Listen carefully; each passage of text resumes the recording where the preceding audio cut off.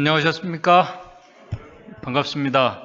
우리 장로님들의 힘찬 찬양으로 우리 하나님 앞에 영광을 돌려주셔서 감사를 드립니다. 누가복음 19장 41절부터 44절에 있는 말씀을 읽도록 하겠습니다. 누가복음 19장 41절부터 44절에 있는 말씀입니다. 누가복음 19장 41절부터 44절입니다. 가까이 오사 성을 보시고 우시며 가라사대 너도 오늘날 평화에 관한 일을 알았다면 좋을 뻔하였거니와 지금 내 눈에 숨겼도다. 43절 날이 이를지라 내 원수들이 토성을 쌓고 너를 둘러 사면으로 가두고 44절 또 너와 및 그 가운데 있는 내 자식들을 땅에 메어치며 돌 하나도 돌 위에 남기지 아니하리니 이는 권고받은 나를 네가 알지 못함을 인함이니라 하시니라. 오늘 이 말씀은 예수님께서 순환 주간에 하신 말씀입니다. 그분께서 이제 지상에서의 마지막 유월절을 보내시게 되었습니다. 예수님께서 이 마지막 유월절은 그분께서 친히 유월절 어린 양이 되셔서 이제 인류의 모든 죄를 지시고 속죄와 화목 제물로 그분께서 돌아가시게 되었습니다. 이때를 위해서 마리아는 베다니 시몬의 집에서 향유를 예수님 몸에 부어서 그분의 장례를 준비케 했습니다. 그때 그곳에서 향유를 부은 이 마리아를 책망하다가 오히려 무안을 당한 이 가룟 유다는 그날 밤에 예수님을 죽이려는 유대 지도자들과의 회의에 참석을 하게 됩니다. 그리고 그 다음날 예수님께서는 잘 아시는 것처럼 어린 나귀를 타시고 이제 예루살렘 성으로 향하시게 됩니다. 그때 유월절 절기에 참석하기 위해서 모인 수많은 이 무리들이 어린 나귀를 타고 예루살렘 성을 향하시는 예수님을 환영하며 찬송합니다. 그 내용이 누가복음 19장 39절에 나와 있습니다. 19장 39절에 가로되 찬송하리로다 주의 이름으로 오시는 왕이여 하늘에는 평화여 가장 높은 곳에는 영광이로다.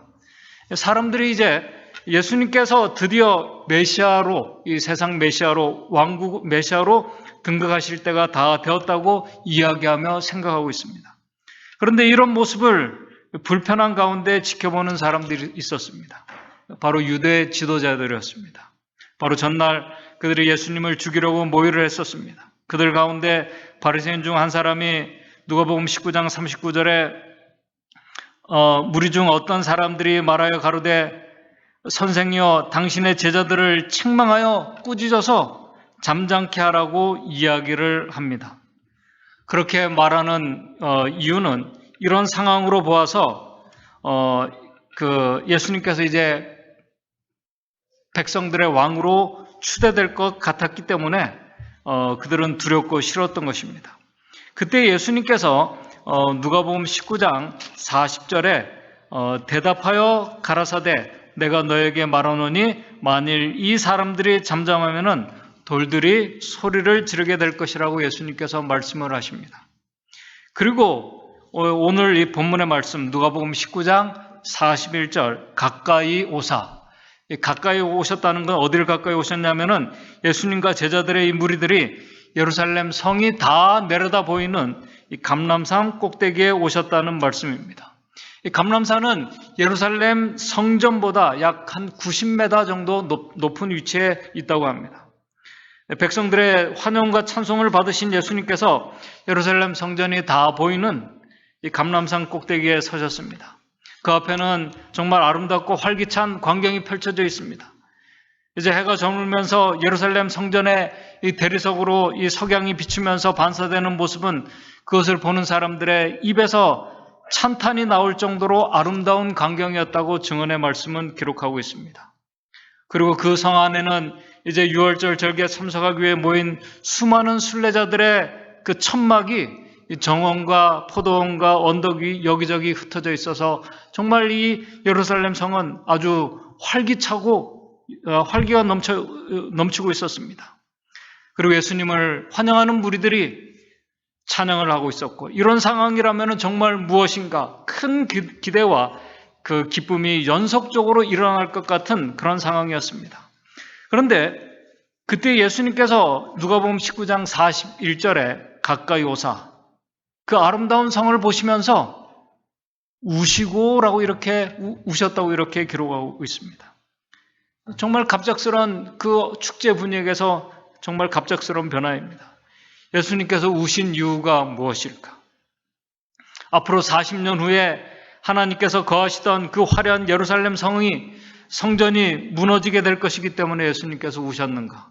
아니면은 이제 예수님께서 며칠 후에 그분이 짊어지셔야 할 이 십자가의 고통 때문에, 그 죄의 고통 때문에 그분께서 우셨는가?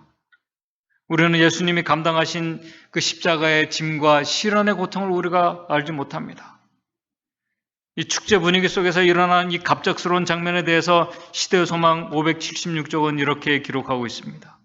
그러나 이 갑작스러운 슬픔은 어떤 장엄한 승리의 합창에 아주 이제 승리 합창을 하고 있는 거기에 삽입된 한 통곡의 곡조와도 같았다.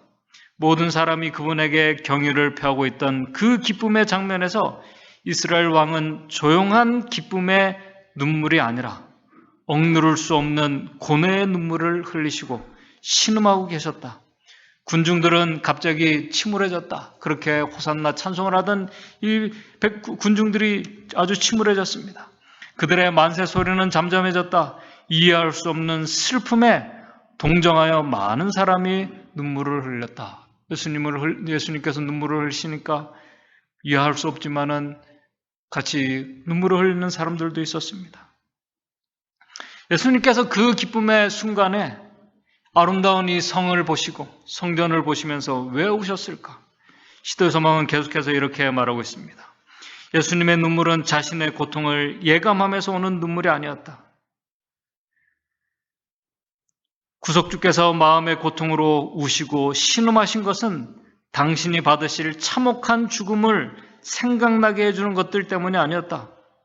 그분의 슬픔은 이기적인 슬픔이 아니었다. 예수님은 자신이 당하실 그 십자가의 고통 때문에 우는 그런 슬픔이, 자신을 위한 슬픔이 아니었다는 것입니다. 자기 희생적인 그분의 영혼은 자신의 받을 고통에 대한 생각으로는 전혀 위협받지 않았다. 예수님의 마음을 찢어지게 한 것은 하나님의 아들을 거절하고 그분의 사랑을 조소하고 그분의 능력 있는 이적을 보고서도 확신하기를 거절하고 그분의 생명을 취하려는 예루살렘의 광경이었다. 예수께서는 예루살렘이 그의 구속자를 거절함으로써 어떤 상태에 있는지와 만일 예루살렘이 그의 상처를 치료할 수 있는 유일한 분이신 그분을 받아들였더라면 어떻게 되었을 것을 보셨다. 예수께서는 예루살렘을 구원하러 오셨는데 어찌 예루살렘을 버릴 수 있으셨겠는가? 그분이 구원하러 하늘에서 직접 오셨습니다.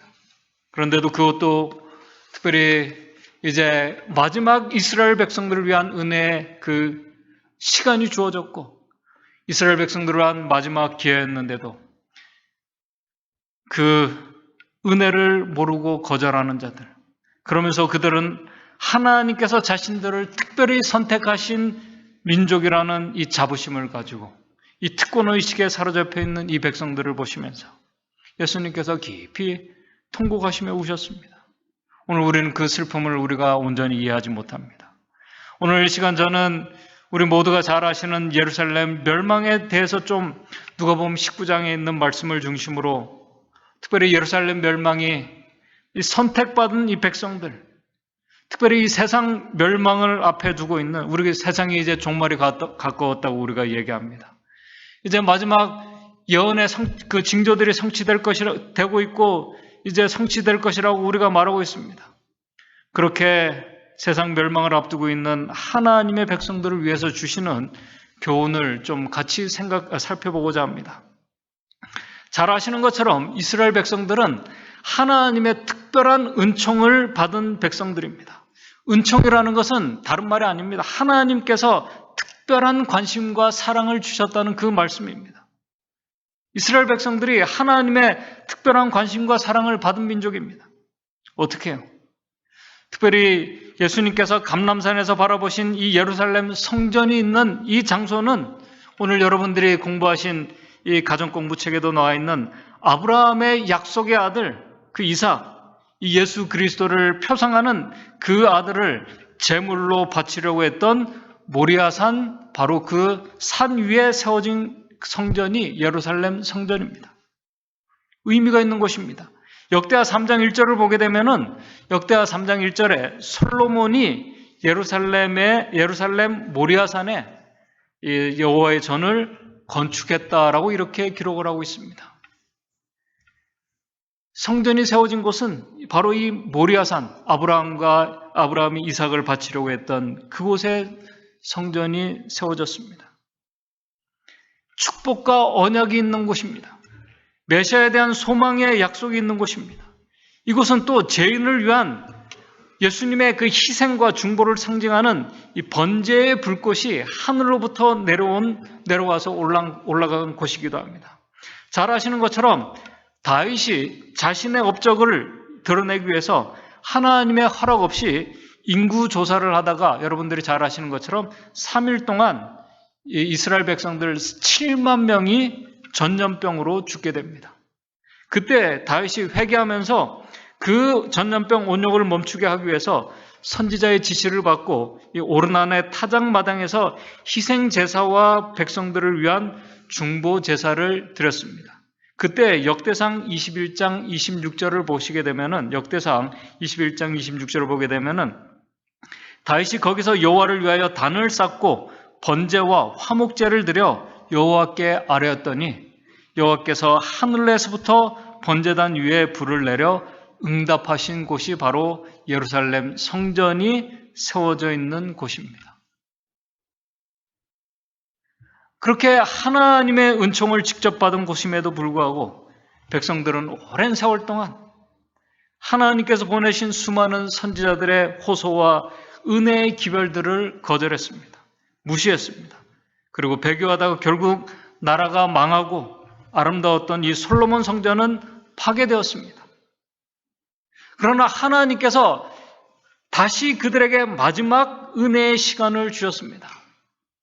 우리 다니엘서 9장 24절에 나와 있는 것처럼 이스라엘 백성들을 위한 특별한 이 70일의 기간을 그들에게 주셨습니다. 바로 500년 전에 바벨론의 포로로 잡혀갔던 이스라엘 백성들을 다시 부르셔서 이 무너진 예루살렘 성전을 다시 재건하시면서 하나님께서 하나님의 백성들을 위한 마지막 은혜의 기회를 주셨습니다. 그러나 그들이 또다시 하나님께서 주신 은혜의 공고와 그 책망을 무시합니다. 결국 하나님의 그 사랑이, 은총이 허지로 돌아가게 되자 이제 하나님께서 하늘의 가장 귀한 선물이신 예수 그리스도를 직접 그곳에 내려 보내주셨습니다.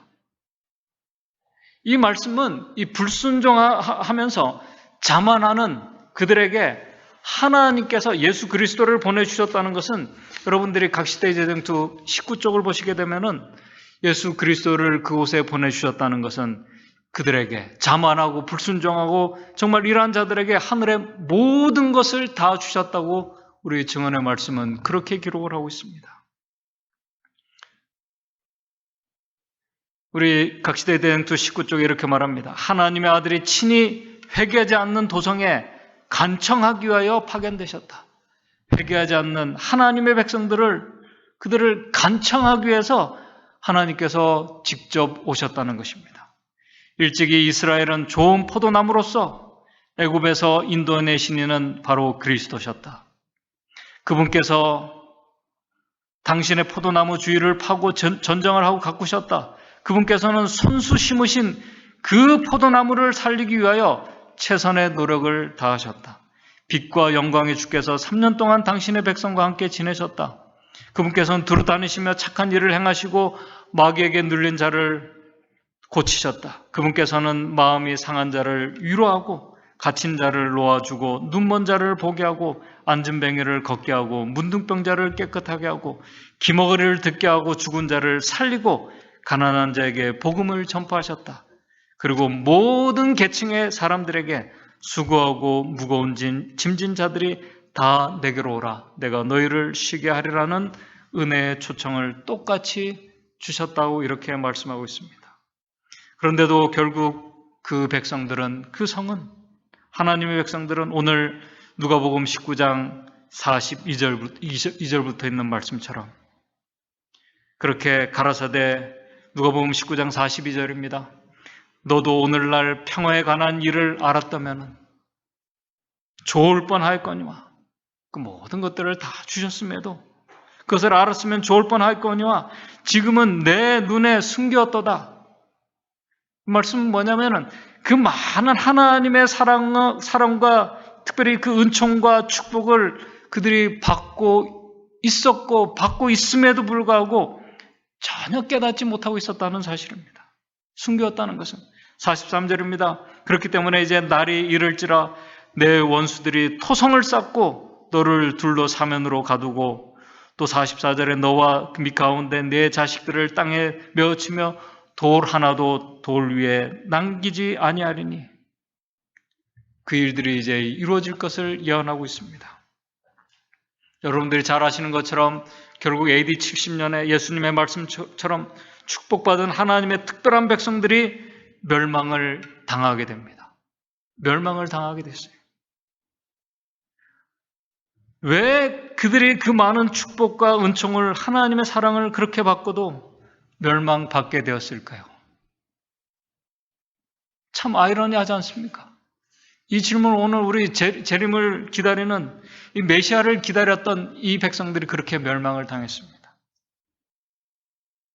한마디로 하나님의 그 축복을 걷어차고 그들이 저주를 끌어안은 것입니다. 하나님의 은총을 받은 이 백성들이 그렇게 했다는 사실입니다. 오늘 그들이 멸망당한 이 이유를 아는 것은 오늘 정말 우리 재림을 기다리고 메시아를 기다리며 그들이 멸망당한 그 이스라엘 백성들의 역사에서 우리 재림을 기다리며 주의 오심을 간절히 소망하는 백성들에게 이 질문은 정말 중요한 질문입니다. 왜냐하면 성경과 증언의 말씀에는 하나님의 백성들이 예루살렘 멸망 때 수많은 하나님의 백성들이 멸망당한 것처럼 예수님께서 오실 때 예수 그리스도의 재림을 사모하고 기다렸던 많은 사람들이 그들과 똑같은 불행한 역사를 당하게 될 것을 성경과 증언의 말씀은 분명히 말씀하고 있기 때문에 그렇습니다. 그 이유가 무엇일까요? 그 이유를 각시대 대쟁투 18쪽은 한마디로 무지와 고집 때문에 그들이 멸망당했다고 말씀하고 있습니다. 무지와 고집 때문에. 이렇게 말하고 있습니다. 그분께서 멸망받을 운명에 처한 예루살렘의 무수한 백성들을 위해서 우셨다. 무수한 백성, 예수님께서 우신 이유가 멸망받을 운명에 처한 예루살렘의 무수한 하나님의 백성들을 위해서 우셨다는 것입니다. 곧 그분께서 축복하시고 구원하기 위해 오신 그 백성들의 무지와 고집 때문이었다라고 이렇게 기록을 하고 있습니다. 여러분들, 무지와 고집. 무지라는 말은 한마디로 모른다는 말입니다. 여러분들 사전을 한번 찾아보시기 바랍니다. 무지라는 것은 전혀 모른다는 말씀이에요. 그리고 고집은 자신의 생각과 의견과 생활을 전혀 바꾸지 않고 그대로 유지하겠다는 그것이 고집이라는 단어입니다. 그렇다면 하나님의 은총을 받은 이 자들이 무엇에 대해서 무지했는가? 여러분들 놀랍게도 여러분들이 충분히 예측할 수 있습니다. 그들은 하나님에 대해서 무지했습니다. 하나님에 대해서 이 세상에서 가장 잘 알고 있다고 하는 그들이 하나님에 대해서 전혀 모른다는 이 사실. 이 말씀을 우리 성경에서 여러 군데에서 말씀하고 있습니다. 우리 특별히 재림 성도들에게 주시는 말씀입니다. 마태복음 7장 23절입니다. 마태복음 7장 23절에 그때 내가 저에게 밝히 말하되 내가 너희를 도무지 알지 못하니. 그때 예수님께서 오셨을 때 하나님의 백성이라고 하는 자들에게 내가 너희를 도무지 알지 못하노니 불법을 행하는 자들아 내게서 떠나가라 하니라. 하나님의 계명과 율법을 그렇게 잘 지켜나가는 이 백성들에게 내가 너희를 도무지 알지 못한다고 말씀하고 있습니다. 성경과 하나님을 이 세상에서 가장 잘 알고 있다고 하는 그들에 대해서 예수님께서는 또 마태복음 22장 29절에 이렇게 말씀합니다. 성경을 가장 잘 알고 있다고 하는 그들에 대해서 예수께서 대답하여 가라사대 너희가 성경도 하나님의 능력도 알지 못한다고 말씀합니다. 하나님을 누구보다 잘 알고 있다고 하는 그들에게 내가 너희를 모른다고 말씀합니다. 성경을 잘 알고 있다고 하는 그들에게 너희는 성경도 모른다고 말씀하고 있습니다. 특별히 요한복음 1장 10절에는 그가 세상에 계셨음에 세상은 그로 말미암아 지음을 받았으되 세상이 지음을 받고 우리가 예수님에 의해서 창조가 되었습니다. 지음을 받았으되 세상이 그를 알지 못하였고 참 아이러니하지 않습니까? 하나님에 의해서 창조된 자들이 자신을 창조한 그분을 모른다는 것입니다.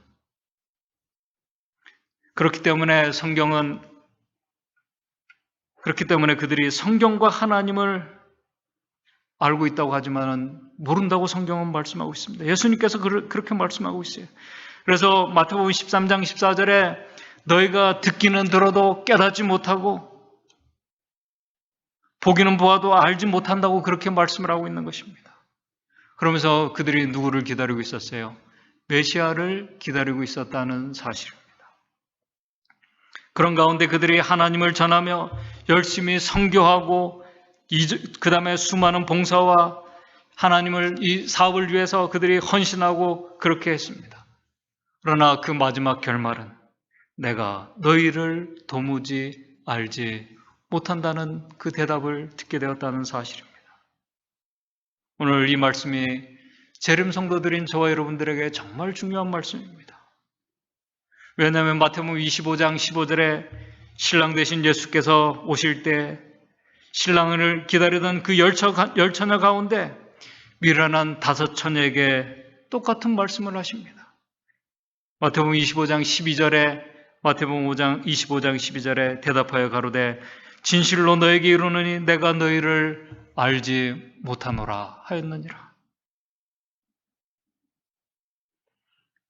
예수님께서 오실 때 이 선언을 들을 많은 하나님의 백성들이 있게 될 것을 성경과 증언의 말씀은 분명히 우리에게 말씀하고 있습니다.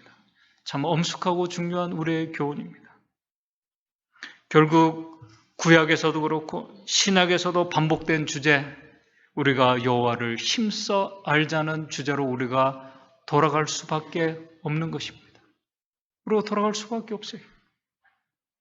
그 이유는 우리가 성경과 예언의 지식과 신학과 예식들에 대해서 우리가 유대인과 바리새인들처럼 얼마나 많이 아는가 참 중요합니다. 그러나 그것을 그만큼 아는가가 아니라 지금 내가 누구를 알고 있는가가 더 중요하다는 사실입니다. 우리가 속으로 바라고 있는 그 교재 가운데서도 이 말씀이 나왔어요. 왜냐하면 오늘 우리가 누구를 알고 있는가가 우리의 구원을 결정하는 것이기 때문에 그렇습니다. 정말 여러분들은 사도 바울이 말한 것처럼 오늘 우리가 소망하고 우리가 재림을 소망하는 저와 여러분들은 우리가 믿고 의지하고 소망하는 예수 그리스도 하나님의 아들을 하나님을 우리가 정말 알고 있습니까? 너무나 많이 들은 질문입니다. 사도 바울은 내가 의뢰한 자를 내가 안다고 그가 고백을 했습니다. 우리가 정말 예수 그리스도를 알고 있다고 우리가 고백할 수 있을까요? 우리는 미국의 바이든 대통령을 우리가 알고 있습니다. 바이든 대통령의 각 개인의 생각과 바이든 대통령에 대한 우리가 각 개인의 생각과 이미지는 다 다를 수가 있습니다. 그러나 대통령이 무슨 일을 하며 어떤 정책을 결정하고 세계 정책과 특별히 우크라이나 이 전쟁에 대해서 그가 어떤 정책들을 펼치고 그 다음에 이런 것들을 우리가 뉴스를 통해서 우리가 알고 있습니다.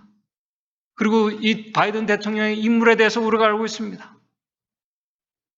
그러나 바이든 대통령은 우리가 아는 것처럼 우리를 모릅니다. 바이든 대통령 우리를 전혀 모릅니다. 우리가 어디 살고 있는지도 모르고 우리는 알고 있지만 그는 몰라요. 전혀 모릅니다. 같이 만나서 교제를 나누며 교감한 적이 없기 때문에 그렇습니다. 오늘 우리 말씀이 우리에게 하고 있는 말씀이 바로 그것입니다. 이스라엘 백성들이 성경을 읽었습니다. 성경을 외웠습니다. 그들이 기도했습니다.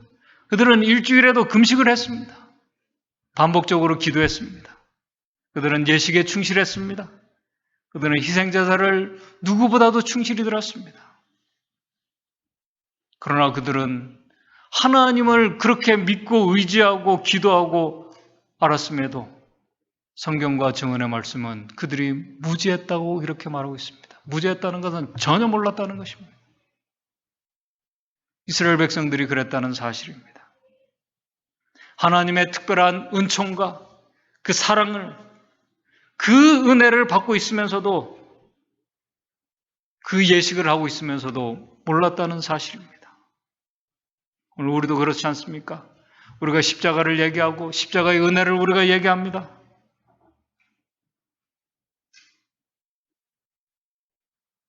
오늘 우리도 하나님의 성품에 대해서 우리가 얘기합니다. 예수 그리스도를 닮아야 될 것을 우리가 얘기를 합니다. 저도 그렇게 얘기를 합니다. 하나님의 성품에 대해서 얘기를 합니다. 신학에 대해서 얘기합니다.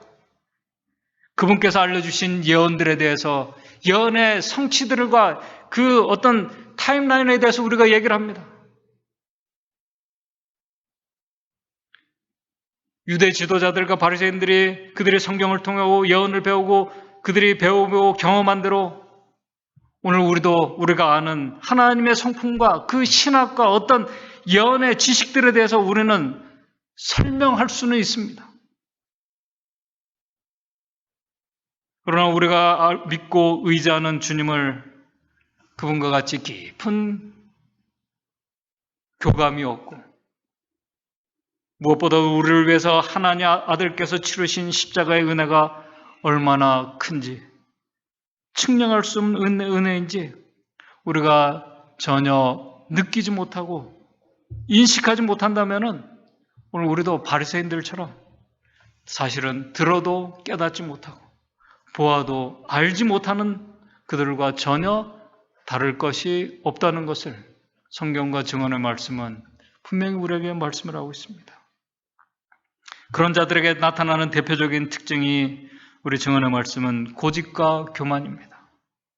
자신들은 바르게 알고 바르게 믿고 있다고 믿기 때문에 자신들에게 있는 문제가 무엇인지를 보지 못하는 것입니다.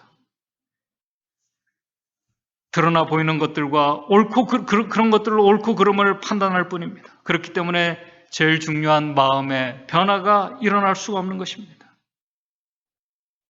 왜냐하면 십자가의 은혜가 무엇인지 모르기 때문에, 그 은혜가 얼마나 크고 측량할 수 없는 것인지 모르기 때문에 그들은 눈에 보이는 것들로 인해서 그것을 기준으로 해서 하나님의 자녀가 될 수 있고 구원에 이룰 수 있다고 믿으면서 하나님을 알고 있다고 믿고 메시아를 준비하고 기다리며 살아가고 있다가 그들은 안타깝게도 멸망을 당했음을 오늘 예루살렘 멸망이 우리에게 교훈으로 말씀해 주고 있습니다. 엘렌 화이트 여사가 누가복음 19장 41절 44절에 주석을 하면서 이렇게 말했습니다. 교만과 스스로 의롭다는 정신과 제 마음대로 행하는 마음으로 하나님께로부터 그들은 점점 멀리 벗어나 마침내 그들은 자원해서 사단의 신하가 되는 지경에까지 이르렀다. 여러 세기 동안 유대 나라는 그 세다가 다시는 풀 수 없도록 자신들에게 채울 착고들을 그들 스스로 만들었다라고 이렇게 기록을 하고 있습니다. 그런 하나님에 대해서, 은혜에 대해서 무지한 자들에게 나타나는 대표적인 고집스러운 모습들을 우리 각시대 대장수는 예루살렘 멸망을 얘기하면서 28쪽에 이렇게 그 변화를 거절하는 모습을 이렇게 말하고 있습니다. 의심과 질투와 원한과 불화와 사륙들이 하나님을 모르는 자들 속에서, 무지한 자들 속에서 나타나는 것이라고 말씀을 하고 있습니다. 의심과 질투와 원한과 불화, 이것은 모든 누가 잘 살고 못 살고 이런 걸 떠나서 모든 사람들, 그리스도에 대해서, 하나님에 대해서 무지한 자들 속에서 나타나는 대표적인 고집스러운 그 증거들입니다. 각시대 대행주 22쪽은 이렇게 말하고 있습니다. 하늘의 대주제께서 눈물을 흘리시다니. 하나님 아들께서 오셔서 하늘의 대주께서 눈물을 흘리시다니, 무한하신 하나님의 아들께서 마음에 근심하시고 고뇌에 눌리시다니. 그 광경을 보고 온 하늘은 놀랐다. 그 광경은 제가 얼마나 사악한 것임을 우리에게 보여주고, 제가 얼마나 사악한 것임을 우리에게 보여주고, 전능하신 분에게 있어서도 죄인을 하나님의 율법을 깨트린 결과에서 구원의 내기가 얼마나 어려운지를 나타내 준다. 예수께서는 마지막 시대를 내다보시고 예루살렘 멸망으로 이끌어간 그 같은 속임수에 온 세계가 속아 넘어가고 있다는 것을 보셨다라고 이렇게 기록하고 있습니다. 온 세상이, 이 기독교가 이 사단의 속임수에 완전히 빠져들어서 전혀 무지한 상태에 있다는 것을 말씀하고 있습니다. 십자가를 얘기하면서도, 하나님의 사랑을 얘기하면서도 무지에 있다는 사실을 말씀하고 있습니다. 우리 대쟁투에 다시 읽어드리겠습니다. 예수께서는 마지막 시대를 내다보시고 예루살렘 멸망으로 이끌어간 그 같은 속임수에 온 세상이, 온 세계가 속아 넘어감을 보셨다라고 이렇게 기록을 하고 있습니다. 세상은 무지한 가운데, 기독교는 무지한 가운데, 하나님의 이 재림 성도들은 정말 하나님에 대한 이 무지한 가운데 여전히 바른 믿음과 바르게 계명을 지키고, 그들은 내 자신이 하나님의 사랑에 대해서 잘 알고 있으면서 메시아를 기다렸던 유대 백성들처럼 예수 그리스도의 오심을 소망하며 기다리고 살아가고 있는 그 수많은 재림 성도들에게 마지막 때에 예수님께서는 내가 너희를 도무지 알지 못한다는 선언을 듣게 될 자들이 하나님의 백성들 가운데 많이 있게 될 것을 증언의 말씀은 여러 군데서 말씀하고 있습니다. 이제 제가 말씀을 정리하겠습니다. 오래전에 이 예루살렘 멸망 때처럼 그때도 하나님께서 그들을 보호하시던 하나님의 보호의 손길이 예루살렘 멸망 직전에 거두어져 가고 있다고 증언의 말씀은 기록했습니다. 오늘 우리가 인정하든지 인정하지 않든지 증언의 말씀은 하나님께서 보호하시던 그 손길이 성령께서 점점 이 세상을 떠나가고 있다고 말하고 있습니다. 하나님의 보호의 손길이 완전히 거두어지게 될 때에는 이 세상은 성경의 말씀처럼 걷잡을 수 없는 상태에 분명히 처하게 될 것입니다. 그러나 그 예루살렘의 그 혼돈의 그 걷잡을 수 없는 그 상태 속에서도, 그 속에서도 구원을 받은 자들이 있었던 것처럼 하나님의 이 백성들도 이 마지막 하나님의 보호의 손길이 거두어졌을 때 하나님의 특별하신 보호하심과 인도하심 속에서 하늘에 이르게 될 자들이 있음을 또한 성경은 우리에게 말씀하고 있습니다. 그 특별한 은총, 은혜의 자리에 설 수 있는 자들은 그 누구보다도 하나님을 잘 알고 있는 오늘 매일의 삶 속에서 하나님과 교제하는 자들입니다. 이 교제라는 것은 영적인 교제를 말하는데, 사단도 이 사람들과 영적인 교감을 이렇게 내가 하나님과 교제하고 있는 것처럼 교감을 사단도 우리에게 할 수 있습니다. 그러나 우리가 성경과 증언의 말씀에 비춰볼 때는 하나님과 이 교감하는 자들은 특별히 이 안식일의 이 진리를 통해서 이 안식일의 이 축복의 이 시간 속에서 하나님과 이 교통하며 교감하는 자들의 나타나는 삶의 어떤 성품의 모습들은 분명히 어떤 지식적으로 알고 어떤 계명을 율법적으로 아는 것과는 전혀 틀립니다. 우리의 삶의 여러 가지 문제들 속에서 우리가 하나님과 우리가 교제할 수 있습니다. 우리의 삶의 문제들 속에서 하나님께서 내가 원하지 않는 방향으로 우리를 인도할 수 있습니다. 그럼에도 우리는 에녹이 하나님과 교통하며 교제하면 동행하면서 하나님 정말 이런 식으로 나를 인도할 수도 있겠군요. 그러나 그 어려움과 갈등 속에서 우리가 하나님께서 같이 하시고 우리를 인도해 주시는 하나님의 귀한 섭리와 또 그 가운데서 우리가 하나님의 말씀을 순종할 때 우리에게 역사하시는 하나님의 은혜의 섭리들을 우리가 교감하면서 느낄 수 있습니다. 그 가운데 우리는 하나님의 성품이 얼마나 좋은지, 불순종하는 하나님의 자녀들을 위해서 하나님께서 얼마나 인내하시고 자비를 베푸시고 은혜를 베푸시는지, 그런 우리를 위해서 십자가를 지신 그 은혜, 그 십자가가 얼마나 우리에게 놀라운 축복과 은혜를 주는 그 은혜인지, 그리고 더 나아가서 우리의 삶의 변화를 주는 능력의 그 십자가인지를 우리가, 그 은혜를 우리가 분명히 경험하게 될 것입니다.